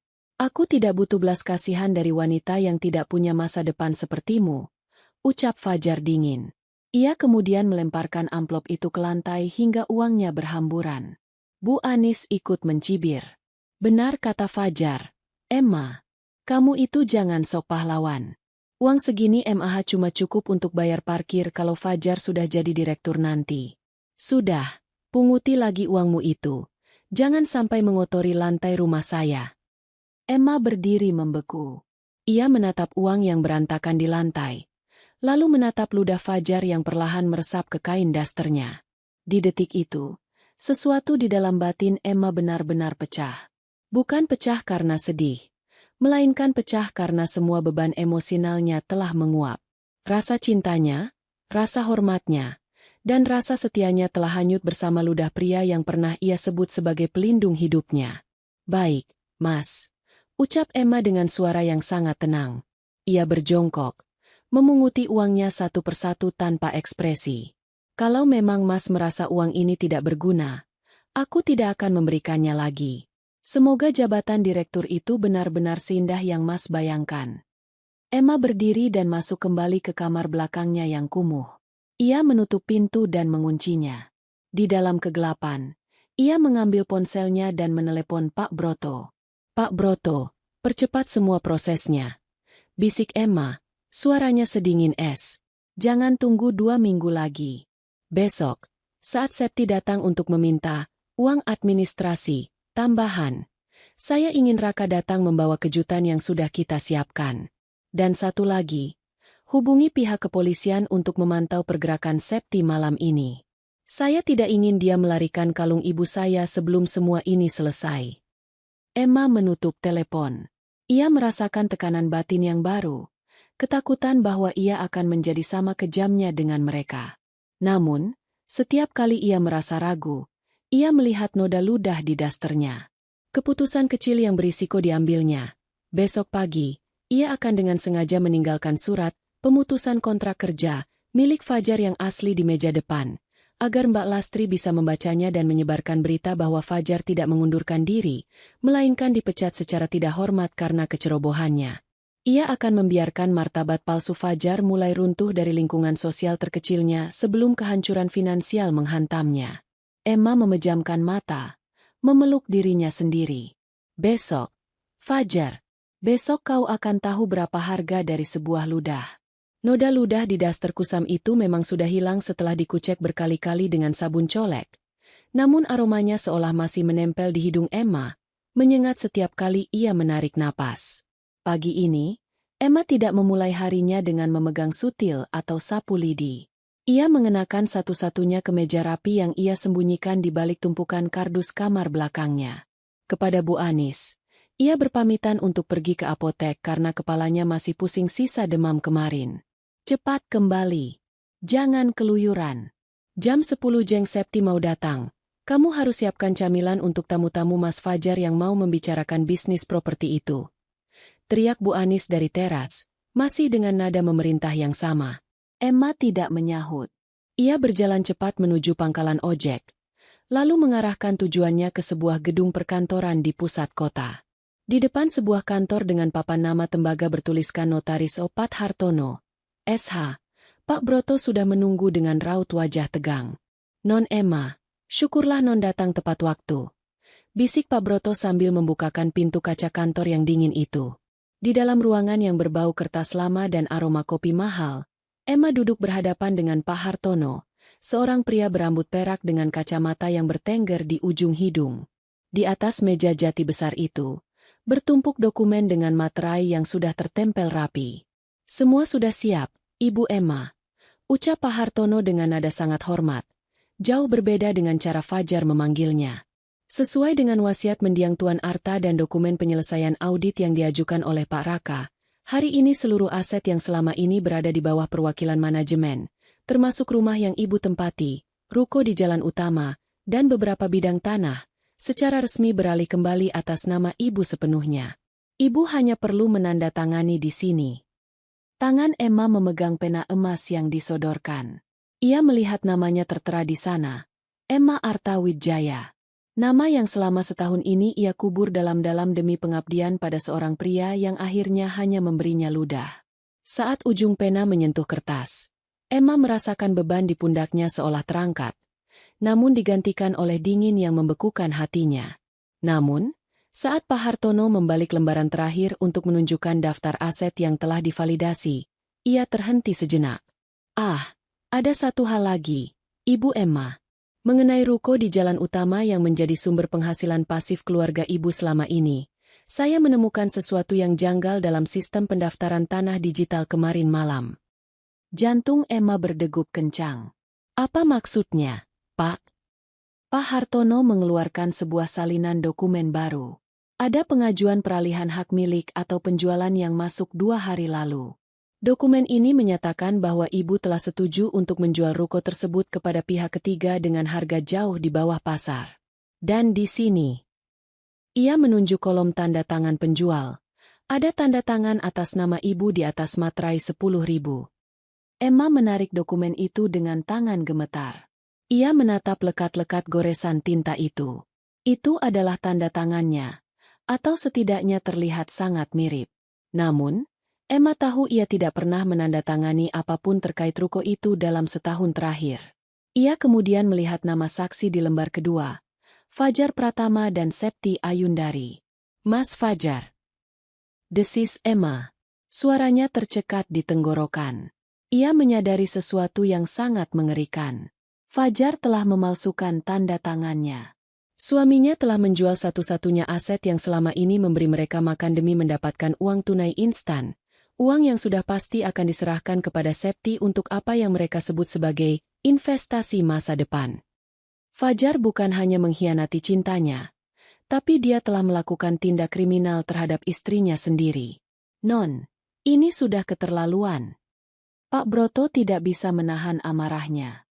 Ruko itu adalah warisan yang direncanakan ayah Non untuk masa depan anak-anak Non kelak. Tuan Fajar benar-benar sudah kehilangan akal sehatnya. Emma menyandarkan punggungnya ke kursi kulit yang empuk. Matanya menatap langit-langit kantor notaris yang tinggi. Luka bakar di tangannya mendadak berdenyut lagi. Ia membayangkan Fajar yang tadi pagi masih tertidur pulas, mungkin bermimpi menjadi direktur besar, sementara tangannya telah kotor oleh pemalsuan dokumen. Dia ingin menghancurkanku sampai ke akar-akarnya. Batin Emma. Dia tidak hanya ingin menggantiku dengan wanita lain, tapi dia ingin mengambil semua yang kumiliki agar aku tidak punya pilihan selain tetap menjadi babunya karena miskin. Pak Hartono. Suara Emma kini terdengar sangat dingin, hampir tanpa emosi. Apakah transaksi ini sudah sah secara hukum? Secara administratif sudah masuk, Ibu. Tapi karena Ibu sekarang sudah menandatangani dokumen pengambil alihan aset pusat, saya bisa membatalkan transaksi ruko tersebut karena Ibu adalah pemilik tunggal yang sah di sistem induk. Kita bisa melaporkan pemalsuan ini ke kepolisian sekarang juga. Emma terdiam selama 1 menit yang terasa seperti selamanya. Pak Broto dan Pak Hartono menunggu dengan cemas. Jangan, ucap Emma akhirnya. Biarkan transaksi itu berjalan. Biarkan uangnya cair ke rekening Mas Fajar. Tapi Non, itu uang hasil penjualan ruko Non. Seru Pak Broto panik. Biarkan saja, Pak Broto. Emma berdiri, merapikan kemejanya. Uang itu akan menjadi tali gantungannya sendiri. Jika saya membatalkannya sekarang, Fajar hanya akan marah. Tapi jika saya membiarkannya menerima uang itu, membiarkannya memberikan uang itu pada Septi, dan kemudian membuktikan di pengadilan bahwa uang itu berasal dari dokumen palsu, dia tidak hanya akan jatuh miskin. Dia akan mendekam di penjara. Emma keluar dari kantor notaris dengan perasaan yang jauh lebih berat. Ia baru saja memutuskan untuk memberikan panggung bagi Fajar untuk menghancurkan dirinya sendiri. Saat ia sampai di rumah, suasana sudah riuh. Ia melihat sebuah mobil baru, sebuah SUV hitam mengkilap, terparkir di depan pagar. Di teras, Fajar dan Bu Anis sedang tertawa bersama Septi dan Mbak Lastri. Mereka sedang memegang kunci mobil dan beberapa lembar uang 100 ribuan. Hah! Ini dia si babu baru pulang. Teriak Bu Anis saat melihat Emma. Lihat, Emma. Berkat relasi Septi, Fajar baru saja dapat pinjaman modal dari ruko itu. Kita sudah beli mobil baru. Kamu jangan harap bisa naik mobil ini kalau tidak mau minta maaf pada Septi soal kejadian kopi kemarin. Fajar menatap Emma dengan senyum kemenangan yang sangat memuakan. Ia menggoyangkan kunci mobil di depan wajah Emma. Lihat ini, Emma. Ini hasil kerja keras lelaki berwawasan. Bukan uang receh 5 juta darimu. Ruko itu akhirnya berguna juga daripada cuma disewakan murah. Emma menatap Fajar lekat-lekat. Ia ingin berteriak bahwa ruko itu miliknya, bahwa tanda tangan itu palsu, dan bahwa mobil itu dibeli dengan uang hasil kejahatan. Namun, ia hanya tersenyum tipis. Selamat, Mas. Semoga mobilnya membawa Mas ke tempat yang memang seharusnya Mas tuju. Ucap Emma tenang. Emma masuk ke rumah, berjalan menuju kamarnya yang lembab. Namun, di tengah jalan, ia sengaja menjatuhkan secari kertas kecil, kartu nama Pak Hartono, sang notaris, di dekat kaki Septi yang sedang asyik memotret mobil baru itu. Keputusan kecil yang berisiko. Emma ingin memancing Septi. Ia ingin tahu apakah Septi akan mengenali nama notaris tersebut dan mulai merasa terancam, atau justru keserakahan wanita itu akan membuatnya makin nekat. Tekanan batin Emma kini berada di puncaknya. Ia harus berpura-pura tenang saat melihat hartanya dirampok di depan mata, sementara di dalam kepalanya, ia sedang menghitung mundur waktu menuju penggerebekan yang akan menghancurkan segalanya. Deru mesin SUV hitam yang terparkir angkuh di depan rumah masih terngiang di telinga Emma, seperti ejekan yang terus-menerus memukul harga dirinya. Fajar dan Bu Anis tidak berhenti memamerkan hasil kerja keras itu kepada setiap tetangga yang lewat, seolah mobil itu adalah piala kemenangan. Mereka tidak tahu bahwa setiap jengkel roda mobil itu berputar. Ia digerakkan oleh tinta palsu dan pengkhianatan terhadap harta warisan yang sakral. Pagi ini, Emma meminta izin untuk pergi ke pasar lebih lama dengan alasan stok rempah untuk pesta syukuran besar besok mulai menipis. Bu Anis, yang sedang sibuk memilih bros emas di ruang tamu bersama Septi, hanya mengibaskan tangan tanpa menoleh. Pergilah. Pastikan rendangnya tidak keras. Kalau sampai memalukan di depan kolega Septi besok, kamu akan tidur di gudang selamanya. Emma melangkah keluar, namun tujuannya bukan lapak bumbu. Ia berjalan menuju sebuah taman kecil yang agak tersembunyi di sudut kompleks, tempat yang jarang dilalui orang. Di sana, seorang wanita dengan jaket kulit lusuh dan rambut berwarna pirang pudar sedang duduk merokok di bangku kayu. Itu Dina, perempuan yang beberapa hari lalu terlihat mengancam Septi. Dina menoleh saat Emma mendekat. Ia mengembuskan asap rokoknya ke udara dengan tatapan menyelidik. Kamu istrinya si bodoh itu, kan? Emma tidak tersinggung. Ia justru duduk di ujung bangku dengan punggung tegak, memancarkan aura yang jauh berbeda dari sosok babu di rumah Bu Anis. Panggil saja aku Emma. Dan aku tahu kamu punya sesuatu yang bisa mengakhiri sandiwara Septi. Dina tertawa pendek, Suaranya parau. Septi. Nama aslinya Susi. Dia cuma penipu kelas 3 dari kota sebelah yang hobinya ganti-ganti identitas buat nyari pria berduit yang gampang dikibulin. Tapi kali ini dia dapat jackpot. Ya? Sampai bisa punya mobil baru lewat suami kamu. Dina merogoh tas lempangnya dan mengeluarkan sebuah map plastik berisi beberapa lembar foto dan kliping koran lama. Ia menyerahkannya pada Emma dengan gerakan malas. Emma menerima map itu. Matanya menyapu satu persatu foto di dalamnya. Ada foto Septi, atau Susi, dengan rambut pendek hitam sedang berdiri di depan kantor polisi. Ada kliping berita tentang penipuan berkedok investasi catering di sebuah daerah kecil. Dan yang paling mengejutkan adalah foto Septi bersama seorang pria tua yang tampak marah. Pria itu bukanlah Papa, pengusaha tekstil yang diceritakan Septi, melainkan seorang pemilik kontrakan yang ditipunya setahun lalu. Dia bukan anak orang kaya, Dina berbisik. Matanya menatap tajam ke arah Emma. Ayahnya itu cuma tukang jahit keliling di kampung kami yang sudah lama meninggal. Susi itu cuma pinter dandan dan pakai barang KW. Dia lagi butuh uang besar buat bayar utang ke bos kelab di kota saya. Kalau dia nggak bayar minggu depan, dia bakal dihabisi. Makanya dia nekat banget ngeruk harta keluarga kamu. Emma menggenggam foto-foto itu erat-erat. Rasa perih kembali menjalar di dadanya. Bukan karena cemburu, melainkan karena betapa bodohnya Fajar yang rela menukar segalanya demi seorang penipu rendahan. Fajar telah memalsukan tanda tangan istrinya hanya untuk membiayai pelarian seorang kriminal. "Kenapa kamu berikan ini padaku?" tanya Emma pelan. "Karena aku butuh uang, dan aku benci Susi," jawab Dina jujur. "Dia janji bagi hasil, tapi dia malah foya-foya sama suamimu. Aku tahu kamu orang yang paling dirugikan di sini. Berapa kamu berani bayar buat semua bukti ini plus kesaksianku nanti?" Emma mengeluarkan sebuah amplop tebal dari tas belanjanya. Itu adalah uang tunai yang sudah ia siapkan melalui Pak Broto. "Ini 50 juta. Jauh lebih banyak dari yang dijanjikan Septi padamu." Mata Dina membelalak melihat tumpukan uang itu. Ia segera menyambar amplop tersebut dan menyembunyikannya di balik jaket. "Gila. Kamu ternyata nggak semiskin yang kelihatan di rumah itu. Aku ingin kamu simpan semua bukti itu," perintah Emma dengan suara dingin dan otoriter. "Dan yang paling penting, jangan temui Septi lagi sampai aku yang memintamu."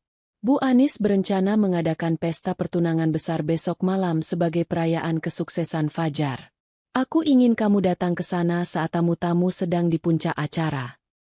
Dina menyeringai, memperlihatkan giginya yang tidak rapi. "Kamu ingin pertunjukan yang megah, ya? Aku suka gaya kamu. Aku bakal datang pakai baju paling rapi dan bongkar semuanya di depan mertuamu yang sombong itu." Setelah Dina pergi, Emma duduk terdiam di bangku taman. Ia menatap langit yang mulai mendung. Kebenaran kini ada di tangannya, tersusun rapi dalam map plastik yang bisa menghancurkan Septi dalam hitungan detik. Namun, ada satu hal yang terus menghantui pikirannya. Fajar. Setiap kali ia membayangkan momen pengungkapan itu, ia melihat wajah Fajar yang hancur. Meskipun ia membenci pria itu, ada bagian dari dirinya yang masih tidak percaya bahwa pernikahan mereka akan berakhir dengan cara yang begitu kotor. Fajar telah memilih untuk menjadi penjahat demi seorang bayangan.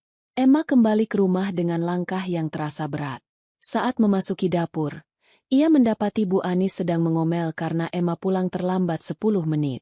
"Lama sekali. Cepat bantu aku. Septi minta besok malam kita pesan dekorasi bunga mawar segar di seluruh ruang tamu.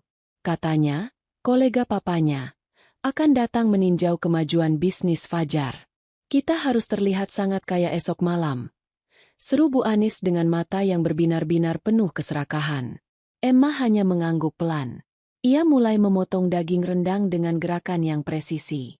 Di ruang tengah, ia bisa mendengar Fajar sedang mencoba jas baru yang dibeli dengan uang hasil penjualan ruko palsu itu. Fajar tertawa lebar, membicarakan tentang rencana membeli jam tangan asli yang lebih mahal dari yang diberikan Septi sebelumnya. "Mas Fajar," panggil Emma dari ambang pintu dapur. Fajar menoleh dengan wajah tidak senang. "Apa lagi? Mau minta uang belanja tambahan? Pakai saja uangmu sendiri dulu." "Bukan. Jawab Emma tenang. Aku hanya ingin bertanya. Apakah Mas benar-benar yakin dengan semua ini? Dengan Septi? Dengan investasi itu? Jika ternyata semuanya tidak seperti yang Mas bayangkan, apakah Mas akan menyesal? Fajar mendengus kasar, lalu merapikan jasnya dengan angkuh. Menyesal? Yang harus menyesal itu kamu, Emma.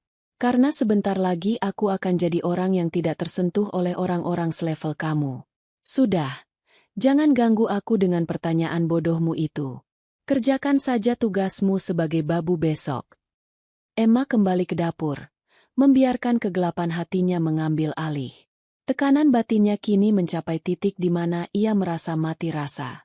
Ia menyadari bahwa ia bukan lagi sekadar mempertahankan diri, tapi ia sedang mengatur panggung untuk sebuah eksekusi. Namun, saat ia sedang mencuci piring di tengah malam, ia menemukan sebuah dokumen di atas meja yang ditinggalkan Fajar. Itu adalah draft surat, kesepakatan pemisahan harta dan perceraian secara sukarela, yang sudah disiapkan Fajar untuk ditandatangani Emma esok pagi sebelum pesta dimulai. Fajar ingin Emma pergi secara resmi sebelum ia bertunangan dengan Septi, tanpa membawa sepeser pun harta. Emma memegang kertas itu. Tangannya gemetar karena amarah yang memuncak. Fajar ingin membuangnya seperti sampah setelah menguras rukonya.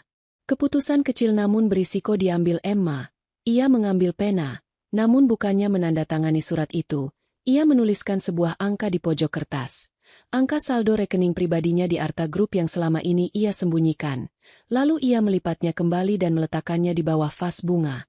Ia ingin tahu, jika Fajar tidak sengaja melihat angka miliaran itu sebelum pesta dimulai, apakah pria itu akan berubah pikiran?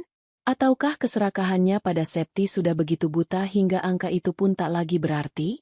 Emma sedang berjudi dengan sisa-sisa martabat manusia di dalam diri suaminya. Gema suara Bu Anis masih berdenging di telinga Emma, seperti lonceng kematian bagi martabat keluarga yang selama ini mati-matian ia jaga. Di ruang tengah yang plafonnya mulai mengelupas, Emma berdiri mematung, menatap punggung ibu mertuanya yang baru saja menjatuhkan bom atom dalam bentuk pengumuman lisan. Ibu sudah putuskan. Suara Bu Anis kembali membelah kesunyian. Kali ini lebih tajam, ditujukan langsung pada Emma yang masih terdiam. Sertifikat rumah ini sudah ibu serahkan ke agen properti. Uang mukanya cukup untuk memesan ballroom di Grand Mulia. Fajar dan Septi tidak boleh menikah di tempat kelas 3. Ini soal harga diri keluarga kita. Emma mengerjapkan mata. Harga diri. Kata itu terdengar sangat ironis keluar dari mulut wanita yang baru saja memutuskan untuk menjadi tunawisma demi sebuah pesta satu malam. Ia melirik Fajar, suaminya, atau setidaknya pria yang masih menyandang status itu secara hukum, yang justru tampak sibuk memoles layar ponsel barunya, pemberian dari Septi. Tidak ada keberatan. Tidak ada pembelaan untuk Emma yang selama ini menyumbang hampir seluruh gajinya untuk cicilan renovasi rumah ini 5 tahun lalu. Lalu Emma tinggal di mana, Bu? Pertanyaan itu meluncur begitu saja. Datar, tanpa emosi yang meluap. Septi, yang duduk di samping Fajar dengan gaun merah mencolok yang tampak terlalu mahal untuk seleranya yang rendah, tertawa kecil. Aduh, Mbak Emma, Mbak kan mandiri. Lagi pula, Mas Fajar butuh ruang untuk memulai hidup baru denganku tanpa bayang-bayang masa lalu yang sedikit suram. Emma tidak membalas. Alih-alih merasakan sesak di dada seperti di episode-episode sebelumnya, ia justru merasakan sebuah kelegaan yang dingin. Beban itu angkat kaki dari pundaknya tepat saat Bu Anis mengetukkan jari ke meja kayu jati yang sebenarnya adalah barang antik warisan ayah Emma yang dulu dibawa ke rumah ini. Kamu bisa cari kos-kosan dekat kantor, Emma, atau pulang ke kampungmu, terserah. Pungkas Bu Anis dingin. Rumah ini akan dikosongkan akhir minggu depan. Emma berbalik tanpa kata. Ia melangkah menuju kamarnya di lantai 2. Kamar terkecil dengan ventilasi udara yang buruk. Begitu pintu tertutup, ia tidak menangis. Ia menarik sebuah koper hitam besar dari kolong tempat tidur. Koper itu berdebu, namun isinya adalah kunci menuju kehidupan yang selama ini ia kunci rapat-rapat. Ia mulai mengemasi pakaian-pakaiannya. Bukan baju-baju lusuh yang ia gunakan untuk bekerja lembur, melainkan dokumen-dokumen penting yang ia sembunyikan di balik lapisan ganda koper. Di sana, terselip sebuah kartu akses berwarna emas gelap dengan logo Crown Residence. Ponselnya bergetar. Sebuah pesan masuk dari Pak Maman, sopir pribadinya yang selama 3 tahun ini ia gaji hanya untuk memanaskan mesin mobil dan menjaga rumah aslinya di kawasan elit Menteng agar tetap berpenghuni. Non Emma, rumah sudah dibersihkan. Tim catering dan pelayan baru sudah siap menerima instruksi. Apakah kepindahan dipercepat? Emma mengetik balasan dengan jempol yang stabil. Minggu depan. Pastikan tidak ada satupun orang dari masa lalu saya yang tahu lokasi ini. Terutama keluarga Fajar. Setiap helai pakaian yang ia masukkan ke koper terasa seperti melepas satu rantai yang membelenggunya. Ia teringat bagaimana 3 tahun lalu ia memilih hidup sederhana bersama Fajar. Percaya bahwa cinta bisa membangun istana dari nol. Namun, yang ia temukan hanyalah rayap-rayap keserakahan yang memakan fondasi hidupnya. Malam harinya, suasana rumah terasa sangat kontras. Di lantai bawah, suara tawa Fajar dan Septi yang sedang memesan menu catering premium terdengar riuh. Mereka sibuk berdebat tentang apakah harus ada air mancur coklat atau menara sampanye di pesta pernikahan nanti. Mereka merayakan kemewahan yang dibeli dengan cara mengusir orang yang telah memberi mereka makan. Emma turun ke dapur untuk mengambil air minum. Ia berpapasan dengan Fajar di tangga. Pria itu tampak sedikit canggung, namun keangkuhannya lebih dominan. Jangan salahkan ibu, ujar Fajar, mencoba terdengar bijak namun gagal total. Ini demi kebaikan semua. Kamu juga butuh suasana baru, kan? Mungkin di tempat yang lebih sesuai dengan levelmu sekarang. Emma berhenti di anak tangga ketiga, menatap Fajar tepat di matanya. Pria ini tidak tahu bahwa jam tangan yang melingkar di pergelangan tangannya, yang ia bangga-banggakan sebagai hadiah dari Septi, sebenarnya adalah barang tiruan yang harganya tak sampai 1% dari pajak tahunan rumah asli Emma. Kamu benar, Fajar, sahut Emma tenang. Aku memang butuh tempat yang sesuai dengan levelku. Sangat sesuai. Fajar mengernyit, tidak menangkap sarkasme di balik nada bicara istrinya. Ia hanya mendengus dan melanjutkan langkahnya ke atas, merasa telah memenangkan argumen. Pukul 2 pagi, saat seluruh penghuni rumah terlelap dalam mimpi tentang kemegahan semu, Emma menyeret kopernya keluar lewat pintu belakang. Ia sudah memesan taksi daring yang berhenti 2 blok dari rumah itu agar suaranya tidak memicu kecurigaan. Ia menoleh sekali lagi ke arah rumah yang akan segera dijual itu. Rumah itu tampak kecil, suram, dan penuh dengan energi negatif. Ia merasa bodoh pernah menyebut tempat itu rumah. Di dalam taksi, Emma mengeluarkan sebuah map coklat dari tas tangannya. Itu adalah dokumen kepemilikan aset-aset yang selama ini ia kelola melalui pihak ketiga. Selama ini, ia menahan diri untuk tidak menghancurkan bisnis kecil Fajar karena rasa kasihan.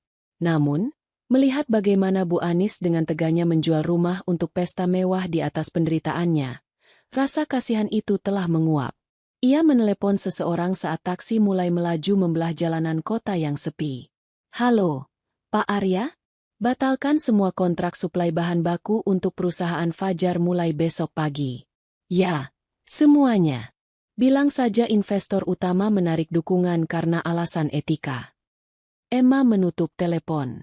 Tekanan batin yang selama ini menghimpitnya berubah menjadi adrenalin yang tajam. Ia tahu, dengan meninggalkan rumah itu tanpa pamit, ia sedang memulai permainan petak umpet yang berisiko.